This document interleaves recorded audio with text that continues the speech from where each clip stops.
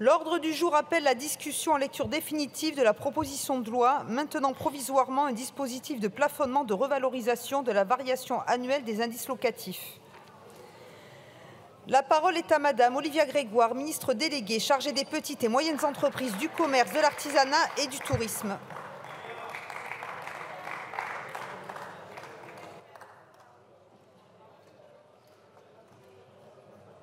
Bonjour Madame la Présidente. Merci Monsieur.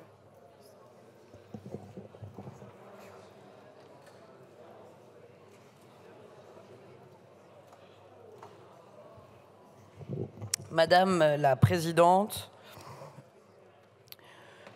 Monsieur le Président de la Commission des Affaires économiques, Monsieur le rapporteur Cazenave, Mesdames, Messieurs les députés, je vous prie tout d'abord d'excuser mon collègue Olivier Klein, ministre de la Ville et du Logement, pour son absence, ce dernier étant mobilisé suite à la tragédie survenue à Nanterre.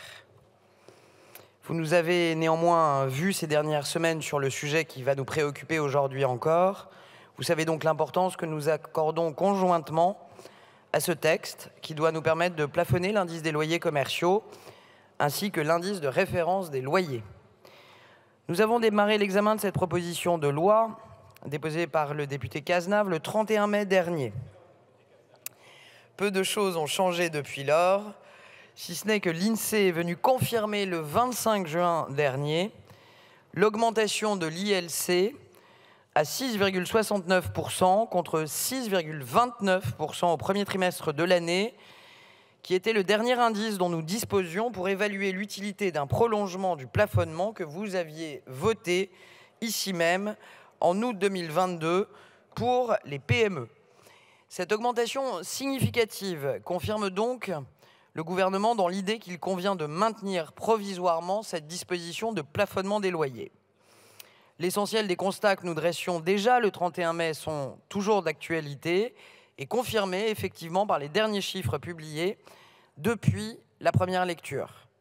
L'inflation ralentie s'établit au mois de mai à 5,1% sur un an. Il est néanmoins trop tôt pour s'enthousiasmer, mais au moins nous pouvons nous baser sur des projections plus fiables à notre disposition. Et les chiffres démontrent et prouvent, s'il le fallait, qu'il nous faut encore protéger et accompagner nos commerçants de proximité, qui représentent pas moins de 430 000 commerces dans notre pays. Malgré le rejet confirmé du Sénat, je sais pouvoir me remettre à votre responsabilité dont vous avez su faire preuve tout au long de ce texte en votant déjà à 2 reprises en faveur de cette proposition de loi qui prend soin de préserver les équilibres qu'exige notre état de droit. D'abord en ciblant les commerçants qui sont les plus exposés, les TPE, les PME, c'est-à-dire les entreprises qui ont les marges les plus faibles, le moins de latitude dans leurs négociations avec les bailleurs, en particulier les foncières. Ensuite, en bornant cette intervention dans le temps jusqu'au premier trimestre 2024. Enfin, en conservant le taux de 3,5%, qui fait l'objet d'un consensus entre les différentes parties prenantes, si tant est que les 2 premiers critères soient respectés. Sur ces 3 critères, nous agissons avec prudence en matière d'intervention de l'État sur les relations contractuelles. La jurisprudence du Conseil constitutionnel s'est toujours montrée, à cet égard, pointilleuse. Nous avons eu l'occasion, au cours des précédentes lectures, de débattre des raisons pour lesquelles nos marges de manœuvre étaient fort limitées. J'ai dit, et je redis, que je suis plus qu'ouverte à une réflexion large sur le bail commercial. J'ai proposé, et je renouvelle mon invitation d'y engager toutes les bonnes volontés, en lien, bien sûr, avec le Conseil national du commerce, interlocuteur de référence désormais pour ce type de réflexion. En défendant les petits commerçants, nous entendons aussi défendre les consommateurs, et c'est pourquoi il semble logique d'assortir l'article 1 de cet article 2, qui permet quant à lui, comme vous le savez, mesdames, messieurs les députés, de prolonger le dispositif de plafonnement de l'IRL, également mis en place par la loi, portant mesures d'urgence pour le pouvoir d'achat, voté l'été passé. Ce bouclier loyer a démontré son efficacité.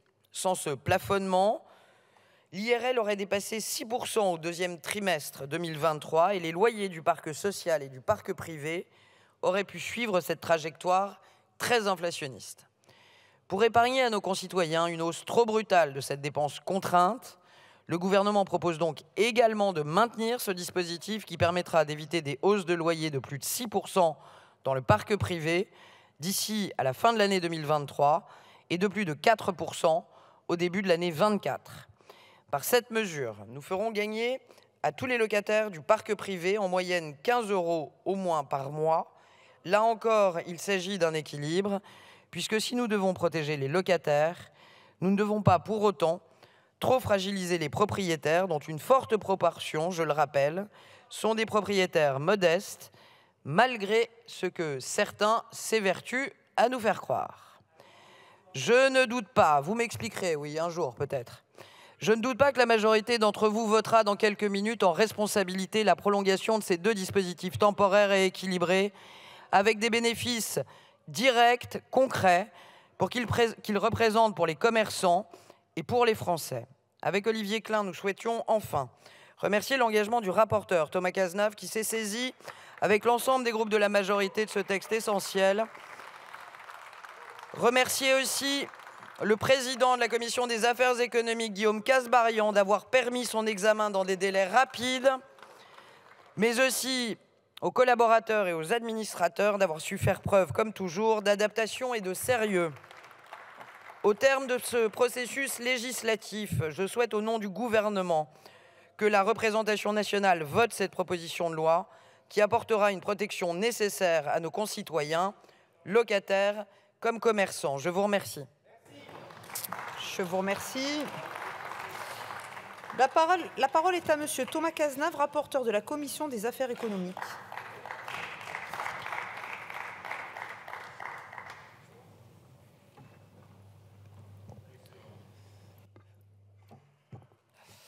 Madame la Présidente, Madame la Ministre, Monsieur le Président de la Commission des Affaires économiques, mes chers collègues, après un deuxième rejet de cette proposition de loi par le Sénat en nouvelle lecture, nous apprêtons à voter en lecture définitive le prolongement du plafonnement de l'évolution annuelle de l'indice de référence des loyers, IRL, et de l'indice des locaux commerciaux, ILC, à 3,5% jusqu'au premier trimestre 2024. Grâce à ce texte, nous continuons à protéger les locataires et les petits commerçants et artisans de revalorisation de loyers trop importantes alors que l'inflation demeure élevée. Bien qu'en baisse, l'indice des prix à la consommation s'établissait encore à plus 5,1% en glissement annuel en mai 2023. Je me réjouis que par 2 fois déjà, contrairement au Sénat, l'Assemblée ait voté en faveur d'une telle protection. Je le rappelle, l'objet de cette proposition de loi est on ne peut plus simple. Prolonger l'évolution annuelle du plafonnement de l'IRL et de l'ILC utilisé pour revaloriser les loyers des ménages pour l'un, des commerçants pour l'autre, à 3,5% jusqu'au premier trimestre 2024. C'est une mesure que nous avions adoptée l'année dernière dans la loi pouvoir d'achat et dont l'efficacité n'est plus à démontrer. Sans la mesure du plafonnement, l'IRL aurait dû s'établir à plus 6,26% au premier trimestre 2023. Et l'INSEE vient de publier ses derniers chiffres pour l'ILC.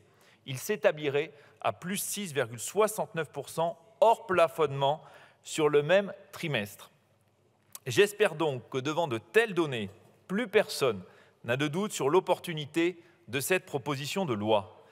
Nous avons choisi l'échéance du premier trimestre 2024 car elle est cohérente avec les prévisions d'inflation actuelles qui prévoient un retour de l'IRL et de l'ILC sous la barre des 3,5% au deuxième trimestre 2024.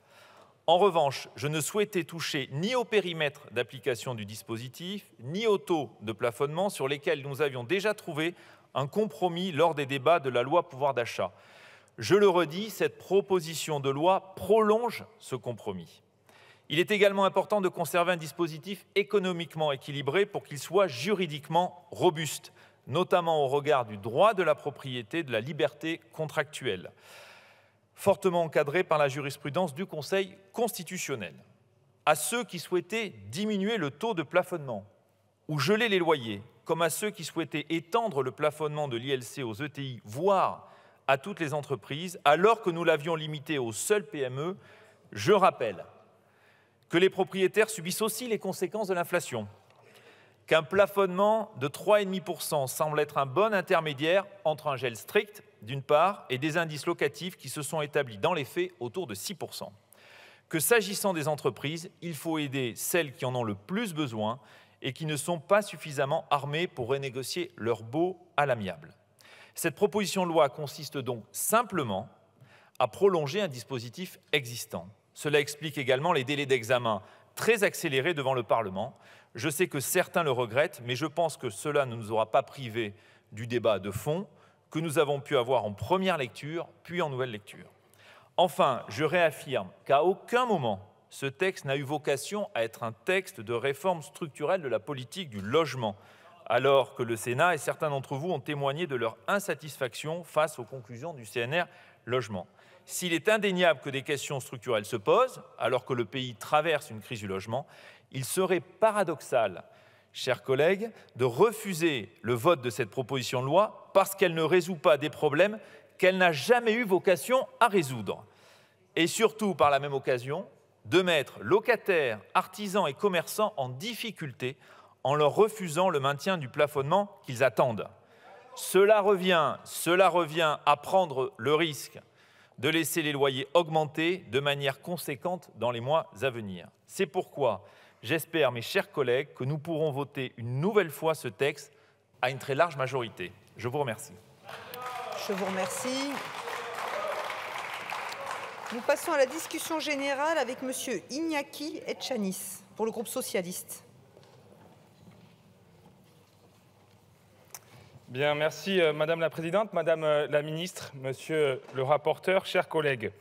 Nous sommes à nouveau amenés à nous exprimer sur cette proposition de loi qui ne convient pas à notre groupe et plus généralement aux autres groupes de gauche.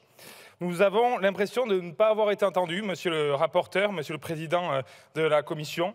Oui, un gel ou un plafonnement de l'indice de révision des loyers est nécessaire dans une période économique particulièrement difficile, combinée à l'une des pires crises du logement que traverse notre pays et qui ne semble pas inquiéter le gouvernement outre mesure. Vous avez parlé des résultats catastrophiques du CNR. Non, un effort supplémentaire ne peut pas vraiment être porté par des ménages qui consacrent déjà leurs plus grosses dépenses mensuelles à se loger, qui ne pourront pas accéder à la propriété tant le prix de l'immobilier est déconnecté de leurs revenus et qui subissent précarité énergétique et mal logement.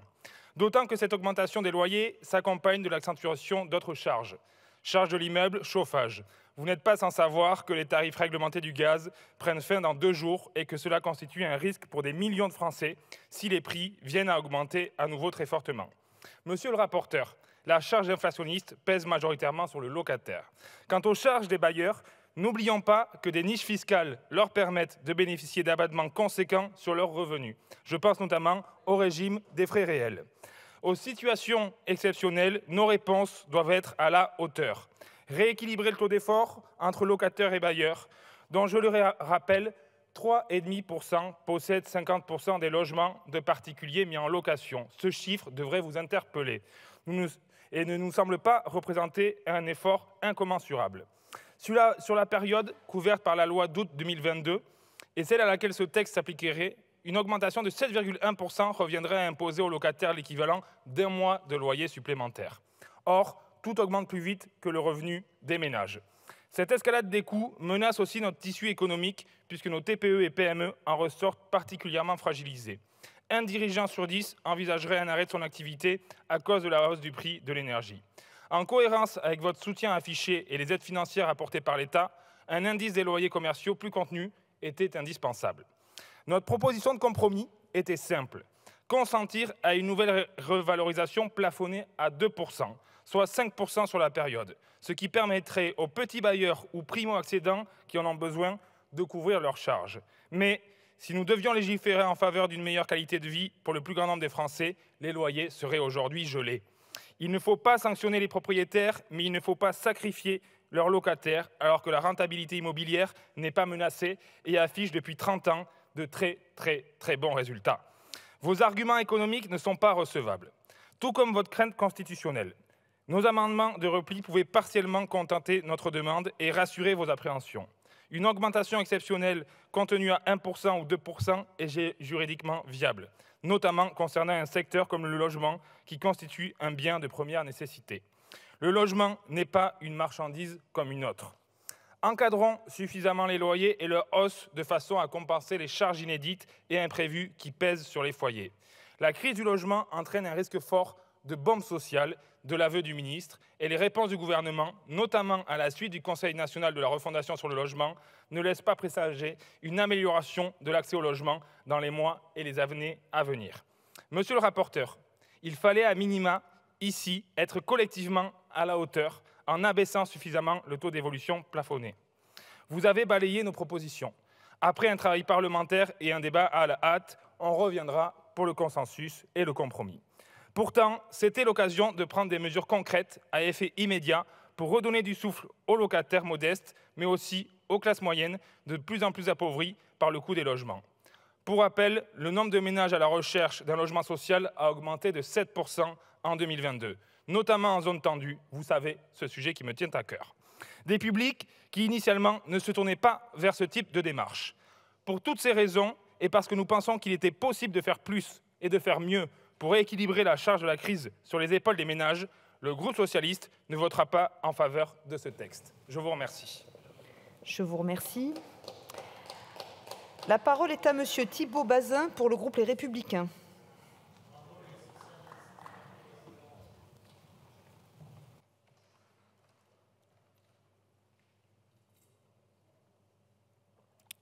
Merci Madame la Présidente, Madame la Ministre, Monsieur le Président de la Commission des Affaires économiques, Monsieur le rapporteur, mes chers collègues. Nous examinons en dernière lecture la proposition de loi visant à maintenir pendant une année supplémentaire le plafonnement de la revalorisation annuelle des indices locatifs. Face à une inflation persistante, nous partageons l'idée que les familles et les commerçants doivent être protégés et accompagnés. Les députés Les Républicains soutiendront donc ces mesures pour protéger les locataires face à l'inflation en la votant. Pour autant, nous regrettons la méthode. Manque d'anticipation du gouvernement, manque de concertation approfondie avec les acteurs, manque d'une évaluation sérieuse puisque notre Parlement est privé d'une étude d'impact. Comme l'a dit la présidente de la Commission des affaires économiques du Sénat, Sophie Primas, vous nous demandez de voter non seulement à la sauvette, mais aussi à l'aveuglette. Nous regrettons surtout qu'il n'y ait pas eu de recherche et de mise en œuvre par le gouvernement de mesures d'accompagnement des bailleurs publics comme privés, pour bâtir le dispositif le plus équilibré possible afin d'accompagner également les bailleurs face à l'inflation et relever le défi de la transition énergétique. Il y a urgence à agir et il faudra d'autres mesures que celles prévues par cette proposition de loi. En effet, le dispositif proposé n'est pas suffisant. Il faut aussi accompagner les bailleurs face à l'inflation. Ils la subissent aussi. L'impact du plafonnement de la hausse de l'indice de révision des loyers pour les propriétaires a été évalué à un coût de 705 millions d'euros pour 2022. Cela réduit d'autant leur capacité à réinvestir alors que c'est nécessaire.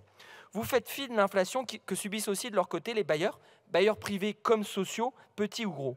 Loin des idées reçues, ces bailleurs peuvent être aussi des propriétaires modestes qui mettent en location un bien durement acquis et qui devront par ailleurs faire face à de coûteux travaux énergétiques dans les prochaines années s'ils veulent maintenir ce bien dans le parc locatif. Ils ont parfois contracté des emprunts et le coût de la dette, comme des travaux, augmente. Il en va de même pour les taxes foncières. Nous ne pouvons pas le nier. Car au moment où notre pays est confronté à une crise du logement qui se traduit par une demande croissante de logements, à la fois qualitative et quantitative, il faut avoir conscience que ce plafonnement, qui n'est ni plus ni moins qu'une perte de recettes potentielles pour les bailleurs, va les contraindre dans leur capacité de construction et de rénovation. Par exemple, pour les bailleurs sociaux, l'évolution du taux de livret A de 0,5 à 3% représente un coût de 3,75 milliards d'euros qui ne sera pas suffisamment compensé par la hausse ainsi limitée des loyers et des APL, ce qui réduit d'autant la capacité d'autofinancement des bailleurs sociaux. Ne risque-t-on pas de pousser les bailleurs à reporter des travaux, notamment énergétiques, qui permettraient de baisser les charges des locataires par la suite? Attention donc, mes chers collègues, à ne pas poursuivre des objectifs contradictoires. Ne risque-t-on pas également de décourager les investisseurs dans la pierre, alors que si on encourageait davantage la construction et la rénovation, on augmenterait l'offre de logement, ce qui diminuerait la pression immobilière au bénéfice des locataires. Bien sûr, l'accès au crédit joue également. Il dépend de la capacité financière des acteurs et des règles en vigueur qu'il conviendrait de modifier. Mes chers collègues, nous avons besoin de nouveaux logements. Nous avons besoin de logements mis à la location. Nous avons besoin de logements rénovés. Et c'est aussi en soutenant les propriétaires qu'on soutient les locataires. Si on veut éviter une sortie massive de logements proposés à location, si on veut éviter une baisse drastique des mises en chantier, il faut rapidement des mesures fortes.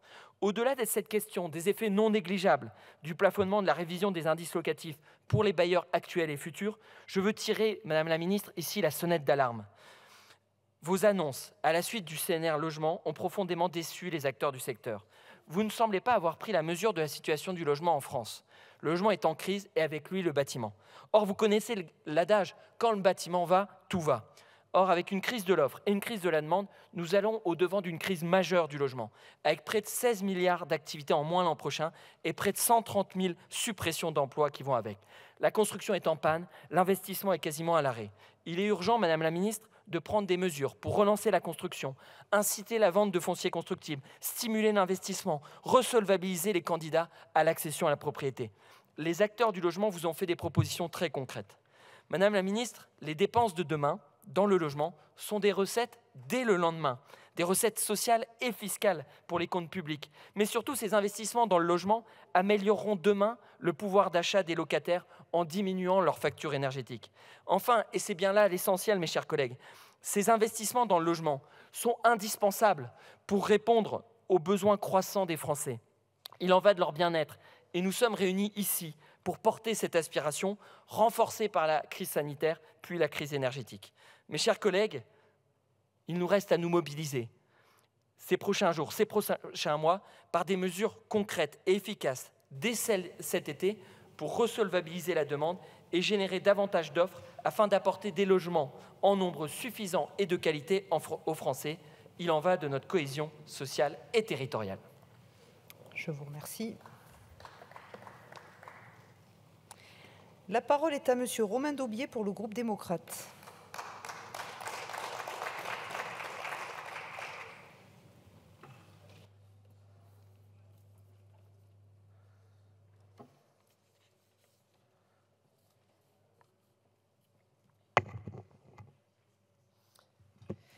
Madame la Présidente, Monsieur le rapporteur, Monsieur le Président de la Commission des Affaires économiques, Madame le Ministre, chers collègues, nous arrivons aujourd'hui au bout de la navette parlementaire sur un texte visant à protéger le pouvoir d'achat des Français. Nous nous plaçons dans la continuité de la loi dite pouvoir d'achat, votée ici l'été dernier, qui a instauré une série de mesures protectrices des ménages et des entreprises, parmi lesquelles le plafonnement des indices de référence de loyer. Dans le détail, nous débattons à présent d'une proposition de loi qui vise à prolonger le plafonnement de la variation des taux d'indexation des loyers et plus précisément l'IRL et l'ILC. Il est donc légitime de s'interroger quant au bilan de la mesure votée il y a un an afin d'évaluer l'opportunité de sa reconduction, d'autant plus que le Sénat vient de le rejeter. Quel était l'objectif initial ? Il s'agissait simplement de lutter contre l'inflation en agissant sur le premier poste des dépenses des ménages, à savoir le logement, et protéger les artisans, les commerçants, notre tissu de TPE et de PME. Cette disposition constitue ainsi un des boucliers anti-inflation mis à la disposition de nos concitoyens, tout comme les boucliers tarifaires sur l'énergie ou le panier anti-inflation cher à la ministre Grégoire. Le texte n'a donc pas pour objectif de régler l'ensemble des problèmes liés au logement, à la crise de la construction ou encore à l'accession à la propriété. Une grande loi structurelle sera débattue pour relever ces défis, mais tel n'est pas le sujet du jour. Oui, il faut favoriser la construction de logements neufs en étant imaginatif et constructif. Oui, il faut des acteurs continus et des actions pour réhabiliter des logements déjà existants. Oui, Madame le ministre, le statut du bail commercial issu du décret de 53 doit être débattu. Mais non, cette proposition de loi n'a pas pour objet, une fois de plus, de résoudre toutes les difficultés de la construction et du logement. Cela n'a jamais été présenté comme cela. Feindre de ne pas trouver toutes les réponses relève d'une grande mauvaise foi. Quel est l'avis des experts sur ces mesures de blocage ? À titre d'exemple, voilà une analyse objective. Ce dispositif, je cite, « mis en place depuis un an a incontestablement protégé les locataires d'une explosion des loyers soutenue par l'inflation ». La très sérieuse étude de l'observateur Clameur a les mêmes conclusions et nous explique, c'est un organisme de référence, qu'il évalue à 1,3 l'augmentation moyenne des loyers en 2022, ce qui correspond à la moyenne des années précédentes, pendant lesquelles l'inflation était pourtant bien moindre. Sans ce dispositif, les loyers auraient pu augmenter de plus de 6%, comme cela a été expliqué et rappelé par le rapporteur Cazeneuve il y a quelques minutes. Non, il ne s'agit pas de voter en catimini une augmentation de 7,1% des loyers, comme cela a été affirmé à la radio par un élu et relayé avec une mauvaise foi consternante par des députés tiktokers. Non, nous ne débattons pas d'une mesure néolibérale favorisant les sociétés foncières immobilières cotées en bourse, ni d'une augmentation automatique de 3,5% des loyers. C'est bien une mesure d'équilibre qui plafonne les loyers à 3,5%. Tout comme les experts indépendants, les députés du groupe démocrate considèrent que ce dispositif a fait ses preuves. Nous sommes conscients de l'inflation et des pressions économiques auxquelles le pays est confronté, mais nous sommes résolus à agir pour protéger les intérêts des citoyens et l'économie nationale. Pour finir, j'invite chacun à prendre ses responsabilités.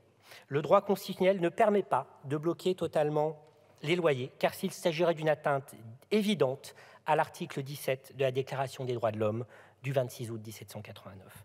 Il s'agirait également d'une injustice envers les nombreuses personnes, comme des retraités qui comptent sur un loyer pour compléter leur retraite, ou encore des bailleurs privés qui logent des millions de personnes et s'apprêtent à engager des travaux de rénovation. Je vous rappelle aussi, mes chers collègues, que le temps presse. Le 30 juin à minuit, si aucune nouvelle loi n'est entrée en vigueur, l'augmentation des loyers non plafonnés reprendra.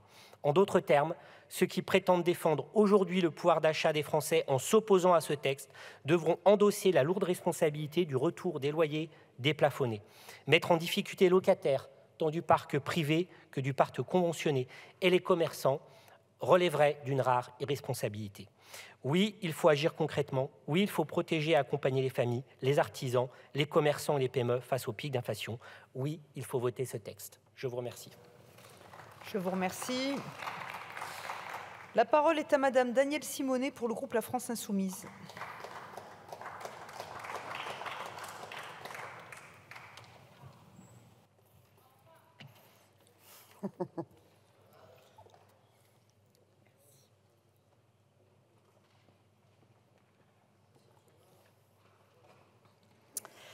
Merci Madame la Présidente, Madame la Ministre, Monsieur le Président de la Commission, Monsieur le rapporteur. Les Françaises et les Français subissent une crise du logement sans précédent. Et que fait le gouvernement en un an? Il criminalise les victimes de cette crise du logement par la loi Kasbarian et il impose 2 augmentations de loyer à moins d'1 an d'intervalle de 3,5% chacune, soit plus de 7,1%. Et durant le quinquennat précédent, ce fut le vol de 5 € d'APL et l'appauvrissement des bailleurs sociaux par la réduction de loyer de solidarité. Sachez que nous avons engagé un recours devant le Conseil constitutionnel contre votre atteinte au droit au logement. J'y reviendrai par la suite. Et bien évidemment, nous voterons contre ce texte intitulé « Maintien provisoire d'un dispositif de plafonnement de revalorisation de la variation annuelle des indices locatifs » que les locataires, artisans et commerçants qui nous écoutent comprennent bien. Vous allez devoir payer encore plus cher. Non, vous n'étiez pas contraint de faire cette loi, ou bien soit faire cette loi, soit laisser s'envoler plus encore les augmentations de loyer. C'est ce que vous avez osé marteler tout au long du débat. Le gouvernement, certes tardivement, et on pourrait s'étonner de son amateurisme au passage, a réalisé qu'il fallait renouveler l'encadrement voté l'été dernier. La NUPES, en s'opposant à ces nouvelles hausses, serait irresponsable. Car si cette loi n'était pas votée, alors locataires, artisans et commerçants pourraient subir des hausses bien plus fortes. Mensonge! Mensonge! Vous avez rejeté tous nos amendements, tous, portant sur un gel des loyers, tout comme nos amendements de repli pour un IRL à 1%. Non, vous ne défendez pas les petits propriétaires par cette loi. Votre obsession est de préserver la rente et les privilèges des multipropriétaires en faisant croire que vous vous préoccupez des petits propriétaires. En faisant croire seulement, car personne n'est dupe, 50% des logements à la location sont la propriété de 3,5% des ménages. Et pour les locaux commerciaux, c'est bien pire encore.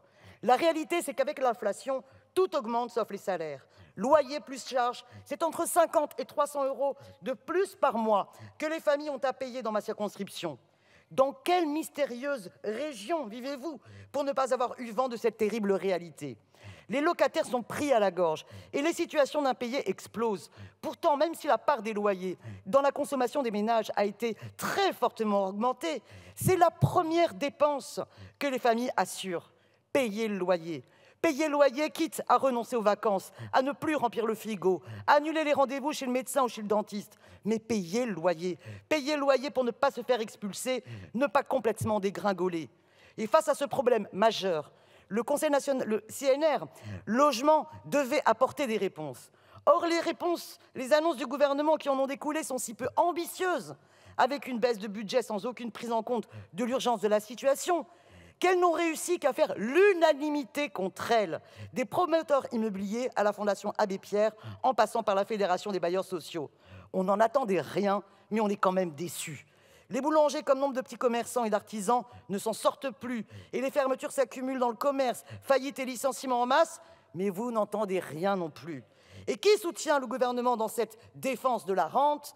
Eh bien, le groupe LR et le groupe RN. Oui, le RN, qui n'en rate pas une pour venir à la rescousse du pouvoir contre les locataires, contre les petits commerçants. Vous avez voté aussi contre le gel des loyers.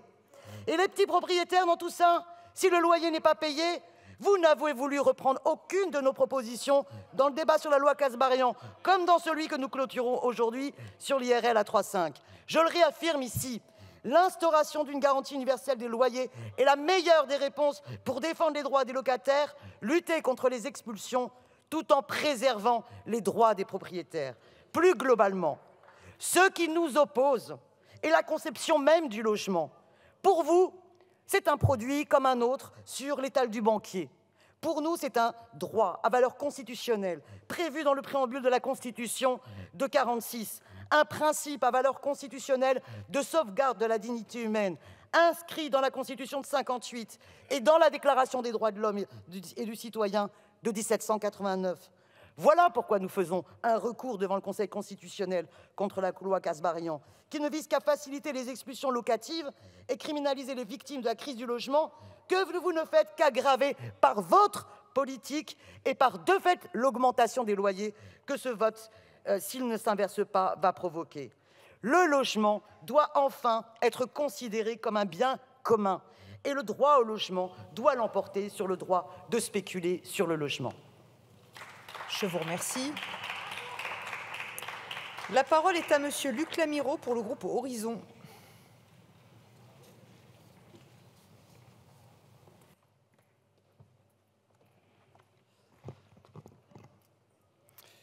Merci Madame la Présidente, Madame la Ministre, Monsieur le rapporteur, Monsieur le Président de la Commission des Affaires économiques, mes chers collègues. Nous nous retrouvons pour la lecture définitive de la proposition de loi maintenant provisoirement un dispositif de plafonnement, de revalorisation de la variation annuelle des indices locatifs. L'objectif est donc de maintenir le dispositif de plafonnement de l'indice des loyers commerciaux et celui de l'indice des références des loyers, mis en place pour une durée de 1 an par les articles 12 et 14 de la loi dite pouvoir d'achat du 16 août dernier, jusqu'au premier trimestre de l'année 2024. Comme lors de la première lecture, nos collègues sénateurs ont rejeté les articles du texte. Je regrette à nouveau que nous n'ayons pas pu trouver un accord. En effet, s'il est vrai que nous n'avons pas légiféré dès le mois de janvier ou de février, comme l'auraient souhaité les sénateurs, nous n'aurions pas pu travailler ensemble sur ce texte et, a posteriori, sur un texte plus global prenant en considération toutes les problématiques liées au logement sur notre territoire. Mais aujourd'hui, nous ne pouvons pas attendre. En effet, le plafonnement voté à l'été dernier avec la loi dite pouvoir d'achat arrive à son terme. En tenant compte de la persistance de l'inflation et des prévisions de l'INSEE en la matière pour les prochains trimestres, nous nous devons d'agir rapidement, car si nous ne le faisons pas, les loyers pourraient augmenter de plus de 6% dans le parc privé d'ici la fin de l'année 2023 et de plus de 4% au début de l'année 2024. Dans l'immédiat, plafonner à 3,5% l'augmentation des indices de loyers commerciaux et celle de l'indice de référence des loyers pour les ménages est une nécessité afin de protéger le pouvoir d'achat des ménages et la santé économique de nos commerces. Car oui, cela permet de les protéger et non pas de favoriser une hausse des loyers au profit des propriétaires, comme certains ont pu le dire. Si ce plafonnement n'avait pas été mis en place, l'indice de référence des loyers, basé sur l'indice des prix à la consommation, aurait pu augmenter d'au moins 6% en juillet 2022 et augmenterait une nouvelle fois de 6% en juillet 2023, ce qui fait 12% à comparer aux 7% qui nous sont opposés de temps en temps, et pas 7 à opposer à 6. Je réitère mon souhait, Madame la Ministre, de mener une réflexion sur l'indice des loyers commerciaux. En effet, il s'agit d'un indicateur national qui ne correspond pas toujours à la situation de certaines de nos petites villes et de l'évolution du commerce en centre-ville. Est-il normal d'avoir le même indice à Paris et à Nogent-le-Rotrou? Dans le cadre du Conseil national du commerce, il semblerait judicieux d'envisager une territorialisation de ce dernier. Cela permettrait ainsi de faire davantage refléter la réalité de nos territoires et ainsi soutenir les commerces de nos centres-bourgs. Soucieux de défendre nos petites entreprises et nos concitoyens, le groupe Horizons et Apparentés réitère son total soutien à cette proposition de loi. Je vous remercie. Je vous remercie.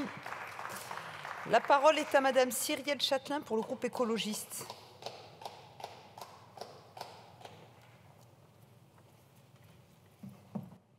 Merci Madame la Présidente.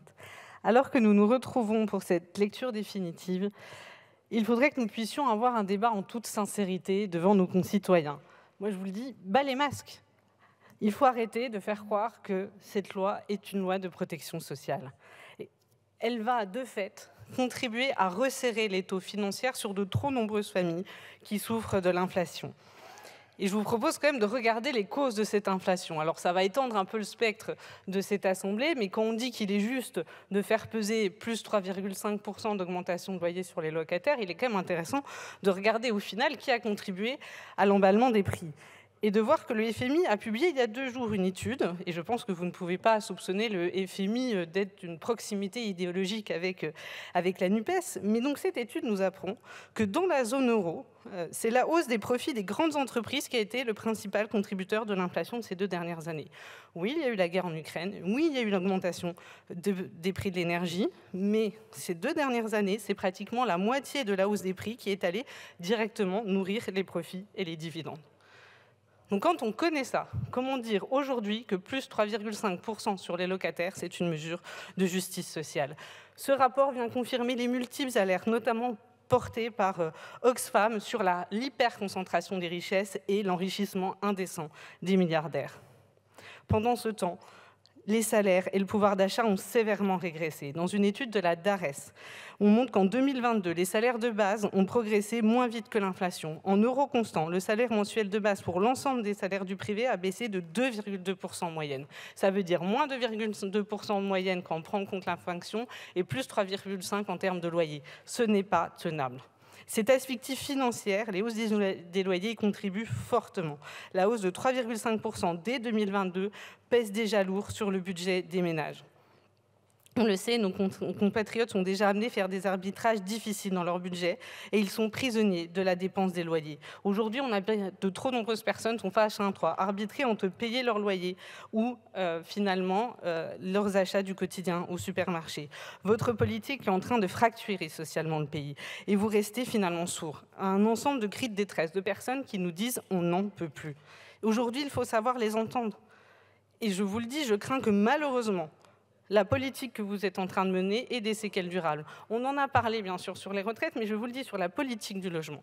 Ce que vous faites depuis maintenant des années aura un impact extrêmement durable parce que c'est chaque mois que de nombreux de nos concitoyens doivent se demander comment ils feront pour payer leur loyer ou leur facture d'énergie. Et donc, je ne peux m'empêcher de rappeler quand même la longue liste des erreurs que vous avez faites, parce que ces erreurs-là, aujourd'hui, les Français le payent tous les jours. Ces erreurs ont commencé par la baisse de 5 € des APL. Elles ont continué quand vous avez décidé de réduire les APL des locataires du logement social, demandant aux bailleurs HLM de finalement compenser cette baisse des APL. Vous le savez, le budget des logements sociaux, des bailleurs sociaux, c'est principalement payé par les locataires du logement social. Votre politique est donc extrêmement claire. Quand vous devez réduire les dépenses, vous le réduisez et vous prenez l'argent aux plus pauvres des Français. La deuxième erreur est quand même l'ouverture de ce quinquennat, si on peut dire, en beauté sur le logement de votre part, c'est la loi Kasbarian. C'est-à-dire que alors qu'on a une crise du logement catastrophique, votre seule réponse, c'est les amendes et la prison. Non mais c'est... Nous protégeons toute personne, nous le disons et nous l'avons dit, nous protégeons toute personne qui cherche un toit. Nous pensons que le droit au logement est un droit fondamental, que le droit d'avoir un chez-soi, d'avoir un lieu pour protéger son intimité, pour pouvoir mettre sa famille, que leurs enfants puissent grandir, que leurs enfants puissent faire leurs devoirs de manière tranquille, sans se demander s'ils auront froid, s'ils auront faim, s'ils vont mal dormir. Est-ce que vous savez, par exemple, vous nous parlez de réussite scolaire, mais comment est-ce que vous voulez qu'on réussisse de manière scolaire quand en fait on a mal dormi, qu'on a dormi dans une voiture ou qu'on a dormi dans une chambre d'hôtel surpeuplée? C'est la réalité sur les questions du logement. C'est ça. Votre avant-dernière erreur en date, c'est finalement le CNR du logement. On aurait pu dire, bon, pendant 5 ans, ils ont fait n'importe quoi, mais cette fois-ci, ils ont compris, ils réunissent tout le monde, ils les font travailler pendant des mois avec des propositions qui sont mesurées, qui sont applicables. Qu'est-ce que vous en faites? On a l'impression que vous les avez mis à la poubelle. Ce n'est pas respectueux du travail qui était engagé, ce n'est pas respectueux de l'attente des Français, ce n'est pas respectueux de cette Assemblée de ne pas nous permettre d'en discuter. Donc aujourd'hui, oui, c'est une nouvelle erreur. Et enfin, la dernière erreur, vous allez la faire aujourd'hui. Vous allez la faire aujourd'hui en continuant à voter un faux bouclier social. Nous vous l'avons dit, le gel des loyers ou à minima la proposition d'augmentation de 1%. À minima la proposition d'augmentation de 1%, nous continuerons à voter résolument contre. La parole est à Monsieur Stéphane Peu pour le groupe Gauche démocrate et républicaine.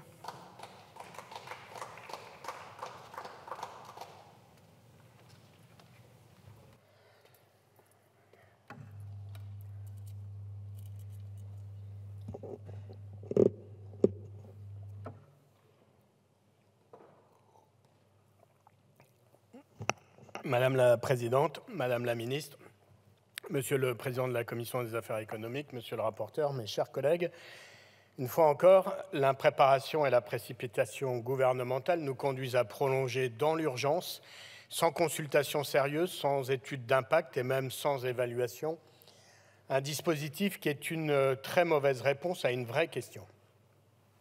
Notre pays connaît une crise considérable du pouvoir d'achat, crise qui frappe d'abord les foyers les plus modestes, puisqu'elle résulte de l'écart entre les niveaux des salaires et des pensions, d'une part, et l'explosion des prix, d'autre part.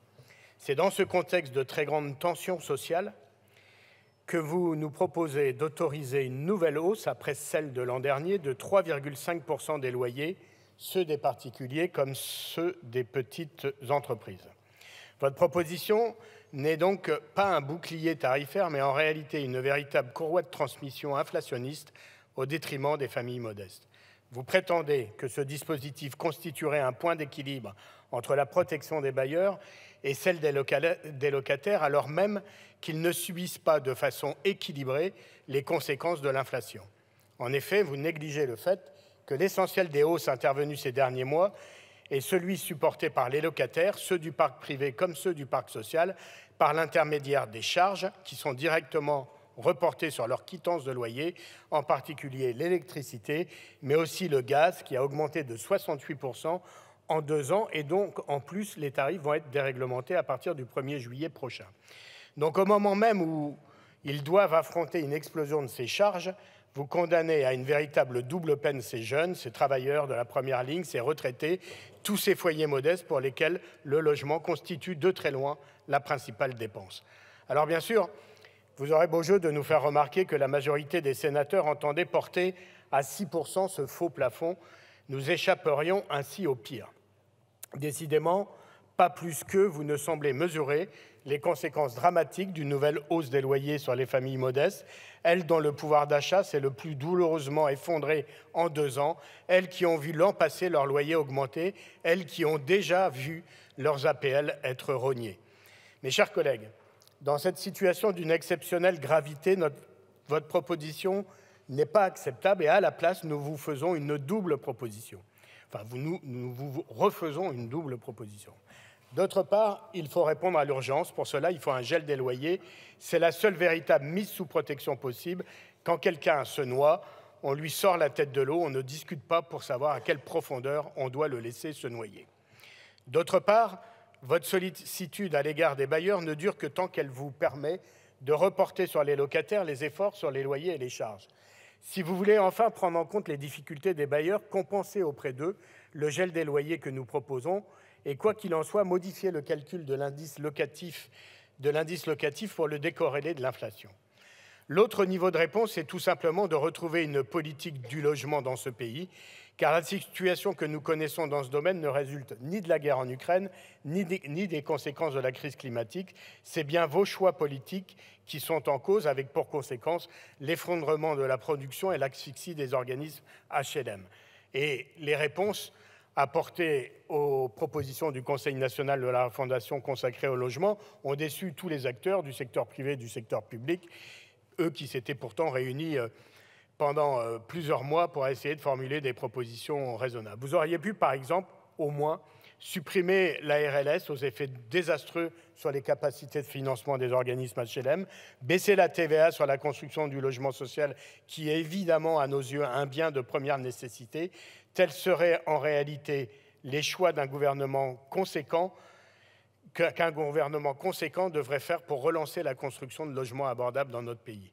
Mais d'ici là, compte tenu de nos observations et des conditions anormales, mais désormais coutumières d'examen de ce texte, nous nous prononcerons bien sûr contre ce texte. Je vous remercie. La parole est à Monsieur Jean-Louis Bricout pour le groupe Liberté Indépendant Outre-mer et Territoires.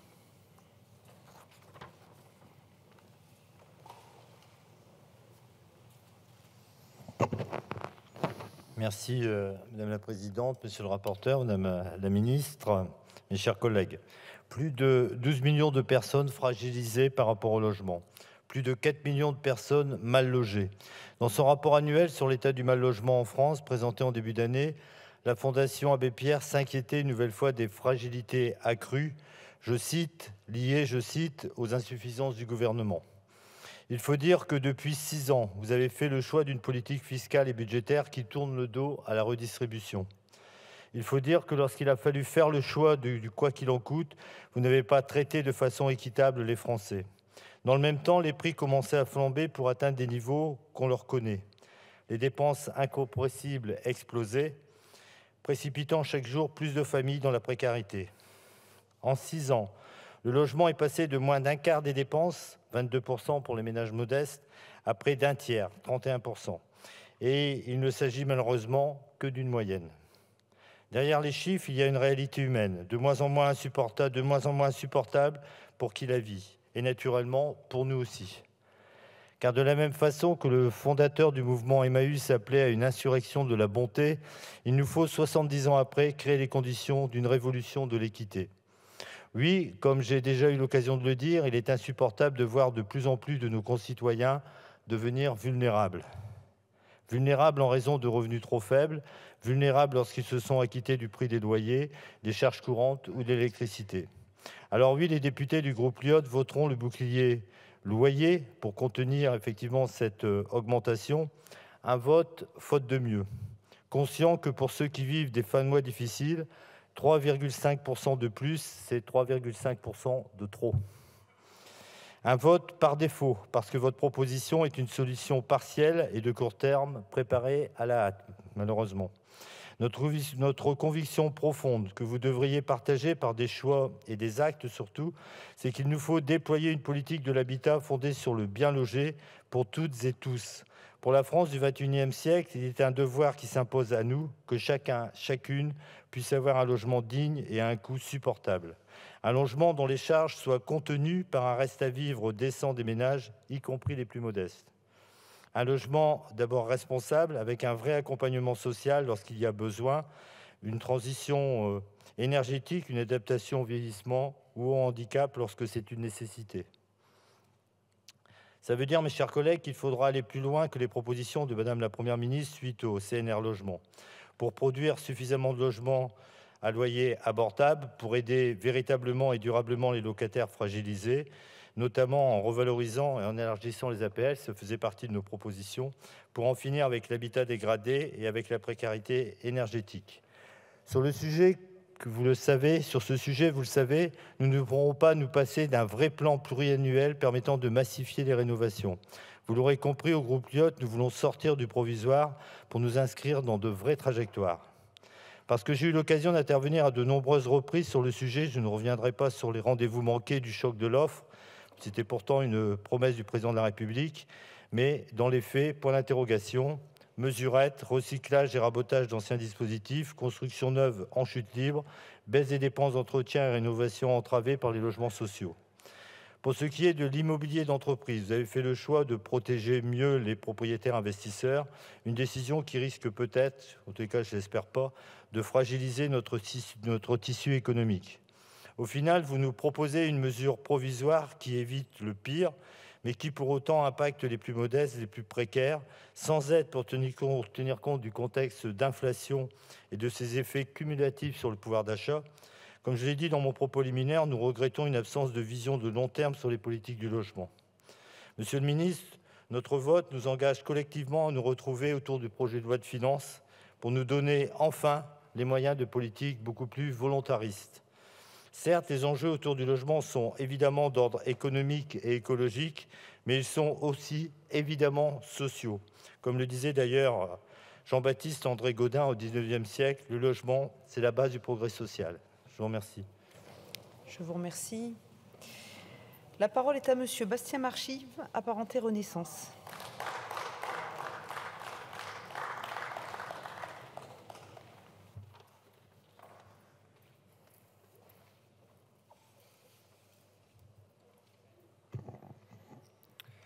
Madame la Présidente, Madame la Ministre, Monsieur le Président de Commission, Monsieur le rapporteur, chers collègues, depuis plusieurs mois, le contexte géopolitique international bouleverse notre économie. Et malheureusement, le logement n'y fait pas exception. Si la France tient bon, nous avons collectivement été contraints d'assister à des hausses successives des prix de l'énergie, des matériaux ou encore des taux d'intérêt. Autant d'éléments qui sont venus renchérir le coût du logement pour nos concitoyens, qu'ils soient locataires ou souhaitent accéder à la propriété. Depuis la guerre en Ukraine, l'inflation a donc fait son grand retour. Face à cela, nous avons su faire preuve d'une mobilisation sans faille en adoptant dès l'été dernier des mesures d'urgence pour la protection du pouvoir d'achat. Indemnité carburant, revalorisation des minima sociaux, des bourses ou du point d'indice pour les agents publics, pérennisation de la prime de partage de la valeur ou encore la baisse des impôts. Autant de mesures qui font qu'aujourd'hui la France a l'inflation la plus faible d'Europe. Et parce que le logement reste le premier poste de dépense, nous faisions déjà, il y a un an, le choix de la revalorisation des APL et du plafonnement de la hausse des loyers à hauteur de 3,5% maximum. Grâce à ce plafonnement, c'est une hausse potentielle de 6,3% des loyers qui a été empêchée. Cela représente en moyenne un gain de pouvoir d'achat de plus de 200 € par an, une vraie mesure de justice sociale donc, dont les premiers bénéficiaires ont été les plus modestes. De la même manière, nos commerçants et petites entreprises qui font vivre des millions de Français, garantissent le dynamisme du tissu économique de proximité, n'ont pas été oubliés puisqu'eux aussi ont pu bénéficier de cette mesure d'encadrement. Un an après, force est de constater que si l'inflation faiblit, elle persiste. La pression sur les loyers reste forte et la hausse des taux d'intérêt, en rendant plus difficile l'accès à la propriété, contribue mécaniquement à augmenter le nombre de personnes dans le parc locatif.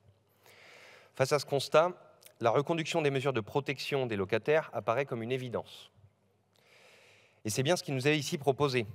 J'entends pourtant la tentation du blocage pur et simple des loyers, mais comment souhaiter la mise sur le marché locatif de davantage de logements, tout en mettant en péril les investissements que cela implique pour les propriétaires?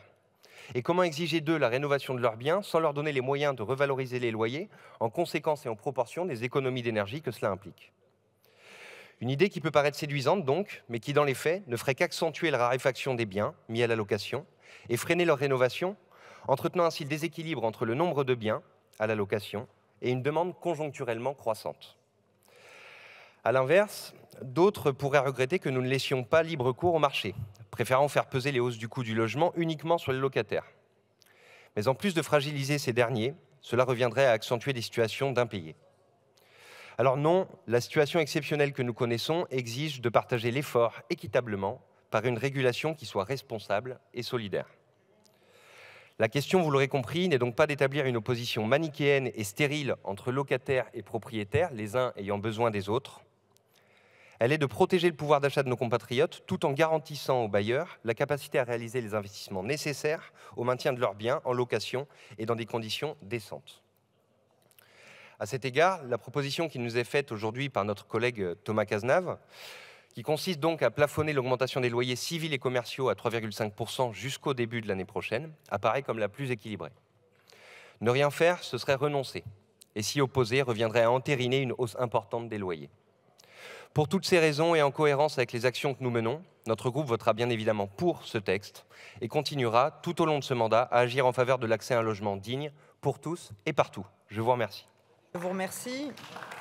Sur le vote de la proposition de loi, je suis saisie par le groupe Renaissance d'une demande de scrutin public. Le scrutin est annoncé dans l'enceinte de l'Assemblée nationale.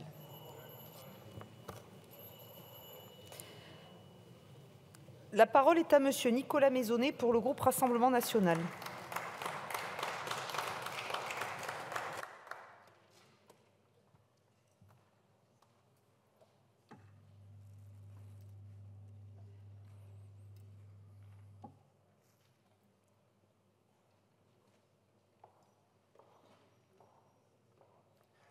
Madame la Présidente, Madame la Ministre, Monsieur le Président de la Commission, Monsieur le rapporteur, chers collègues.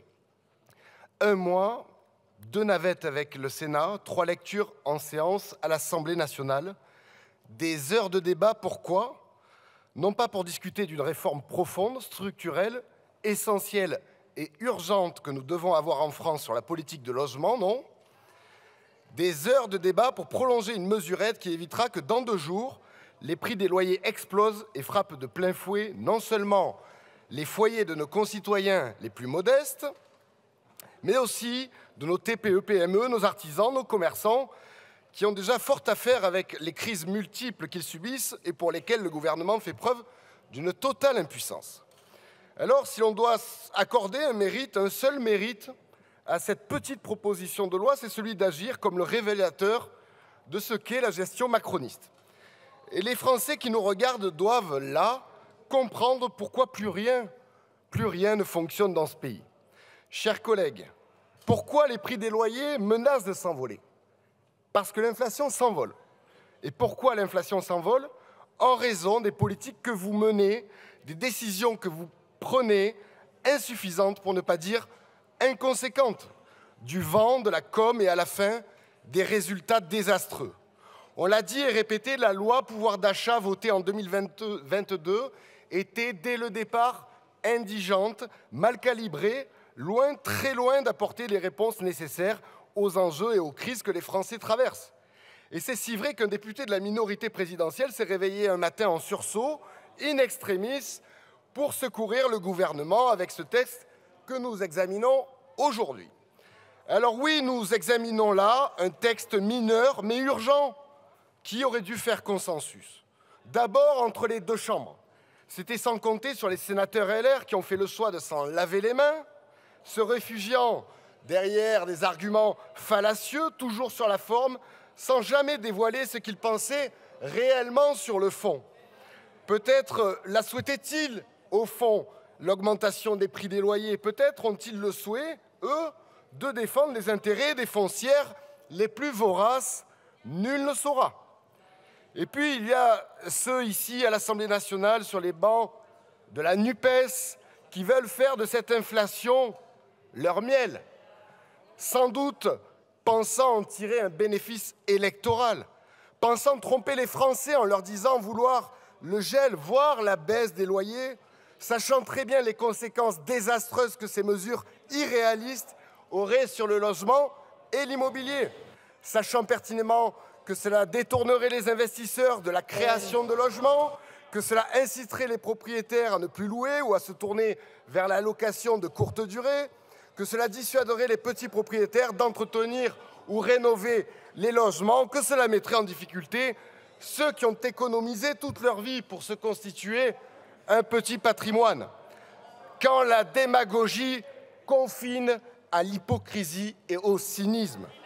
Et le plus incroyable, c'est que tout au long de ces débats, collègues de la NUPES, vous avez passé votre temps à donner des leçons.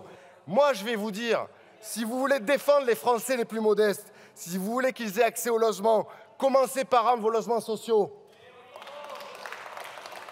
Alors nous, au Rassemblement national, contrairement à la NUPES, qui fait du refus du jeu démocratique sa marque de fabrique, nous allons prendre nos responsabilités. Nous allons voter ce texte qui ne règle rien de façon pérenne, mais qui va empêcher que les prix des loyers augmentent dans des proportions insupportables pour nos compatriotes, particuliers comme professionnels. Parce qu'on veut protéger les locataires, parce qu'on veut protéger nos entreprises, parce qu'on ne considère pas non plus qu'il faille faire la guerre aux petits propriétaires, nous allons voter ce texte. Mais nous disons et redisons qu'il faut des réformes structurelles sur tous les sujets d'ailleurs. Mais pour ce qui nous concerne ici, sur le logement en premier lieu, et même sur l'aménagement du territoire, car l'un ne va pas sans l'autre. Il faut une grande réforme pour démétropoliser, déconcentrer, rééquilibrer les territoires. Il faut une grande réforme pour traiter la question des taux d'intérêt qui plombent l'accès à la propriété. Et nous souhaitons donner les moyens à chaque Français de pouvoir devenir un jour propriétaire. Il faut une grande réforme pour inciter à la construction et rétablir un équilibre entre l'offre et la demande. Il faut une grande réforme pour éviter qu'avec les objectifs sur les DPE, des millions de logements sortent du parc locatif. Il faut une grande réforme pour que soit traitée la question des zones tendues. C'est ce que notre groupe souhaite faire. La discussion générale est close. Je mets aux voix la proposition de loi telle qu'elle résulte du texte voté par l'Assemblée nationale en nouvelle lecture. Je vous prie de bien vouloir regagner vos places. Le scrutin est ouvert. Le scrutin est clos. Voici le résultat du scrutin. Votant 171, exprimé 171, majorité 86 pour 137 contre 34. L'Assemblée nationale a adopté.